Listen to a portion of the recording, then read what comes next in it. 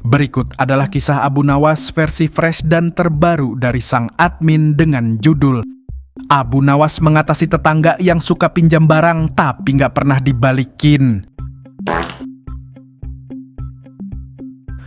Suatu hari di kota Baghdad, Abu Nawas sedang mengasah pisau dapurnya. Tiba-tiba datang tetangganya, Pak Samin namanya.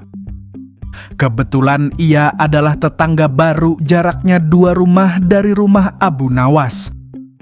Dengan wajah manis penuh senyum, Pak Samin berkunjung ke rumah Abu Nawas untuk meminjam pisau. Karena Pak Samin masih warga yang baru pindahan, maka dari itu rumahnya masih belum lengkap isi perabot dapurnya.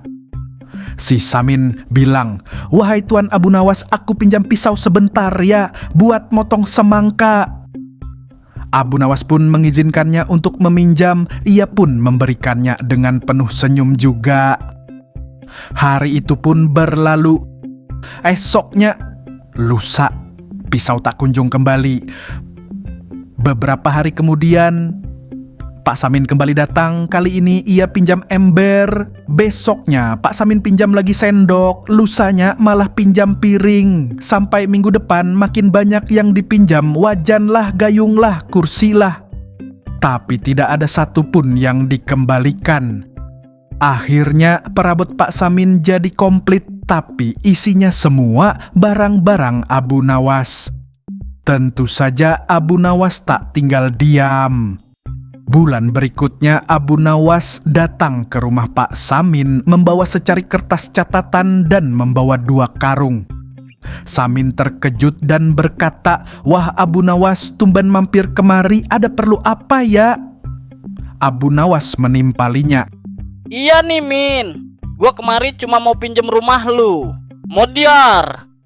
Samin makin terkejut bukan main. Abu Nawas melanjutkan, "Seriusan ini Min, lu kan suka minjem barang gua dan gak pernah dibalikin. Edian, jadi sekarang biar sekalian aja gua pinjam rumah lu, biar gak perlu repot gua ngangkut barangnya. Anjay!" Keributan dimulai. Warga sekitar mendengar suara Abu Nawas dari dalam rumah Samin. Semua warga berbondong-bondong untuk melihatnya. Ternyata tak hanya Abu Nawas yang menjadi korban pinjaman. Banyak perabot lainnya yang merupakan hasil pinjaman dari warga terdekat juga. Pak Samin panik, tapi ia tidak bisa berbuat apa-apa karena sudah terlanjur malu. Ketahuan semua perabot yang ia pinjam ada di dalam rumahnya dan tidak pernah dikembalikan. Semua warga kesal, hendak sempat menghakimi Pak Samin, namun Abu Nawas punya ide yang lebih bermanfaat untuk menghukum dan membuat jerah si Samin. Abu Nawas tersenyum licik, menyegel rumah si Samin dengan gembok dan memberi tulisan, "Rumah ini dipinjam Abu Nawas. Maknyus. Setahun lagi gua kembalikan biar gak lupa, makanya gua tulis. Mamam tuh." Akhir cerita. Sejak saat itu karena Pak Samin tak punya tempat tinggal lagi, Pak Samin pun ditugaskan untuk menjadi marbot masjid sekalian tinggal di dalam masjid.